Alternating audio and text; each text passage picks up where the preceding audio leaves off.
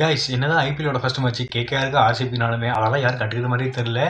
மூணாவது மேட்சான CSK vs Mumbai தான் எல்லாம் வெறி கொண்டு தெரிவிக்கிட்டு இருக்காங்க. இன்னும் சில பேர்லாம் வந்து பார்த்தீங்கன்னா அந்த மேட்செல்லாம் விட்டுட்டு எங்களுக்கு அதெல்லாம் தேவையில்லை, மார்ச் 28 சிஎஸ்கே vs ஆர்சிபி அந்த மேட்ச் தான் வெறித்தனமாக வெயிட் பண்ணுறேன்னு சொல்லி ஏகப்பட்ட பேர் சொல்லிக்கிட்டு இருக்காங்க. இப்போ என்ன விஷயம்னா, சிஎஸ்கே vs மும்பை அந்த மேட்ச்சுக்கு மும்பையோட கேப்டன் ஹர்திக் பாண்டியா ஆட வரமாட்டார். அவருக்கு இன்ஜிரின்னு கேட்டிங்கன்னா அவருக்கு இன்ஜிரியும் கிடையாது, ஒன்றும் ஒரு பிரச்சனையும் கிடையாது. கைஸ் இதனால் அவர் ஆட வரமாட்டாருன்னா, போன சீசனில் 3 மேட்ச் வந்து மும்பை இந்தியன்ஸ் ஓவர் ரேட்டை மெயின்டைன் பண்ணல. இந்த ஓவர் ரேட்டை மெயின்டைன் பண்ணுறது அப்படின்னா ஒவ்வொரு டீமுமே 90 நிமிஷம் கொடுத்துருவாங்க. அந்த 90 நிமிஷத்துக்குள்ள வந்து பார்த்தீங்கன்னா 20 ஓவருமே அந்த ஃபீல்டிங் டீம் போட்டு முடிச்சாகணும்.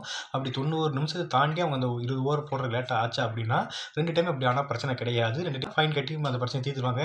ஆனால் 3வது டைமும் அப்படி பண்ணாங்கன்னா அந்த டீமோட கேப்டன் யாரோ அவங்களுக்கு ஒரு மேட்ச் பேன் ஆவாங்க. அது கணக்குப்படி பார்த்தா மும்பையோட கேப்டன் ஹர்திக் பாண்டியா தான். அதனால் வந்து அவர் ஸ்டார்டிங் மேட்ச் சிஎஸ்கே மும்பையில் வந்து ஃபர்ஸ்ட் மேட்ச் அவர் ஆட மாட்டார். செகண்ட் மேட்ச் வந்து அவர் கண்டிப்பாக ஆடுவார்.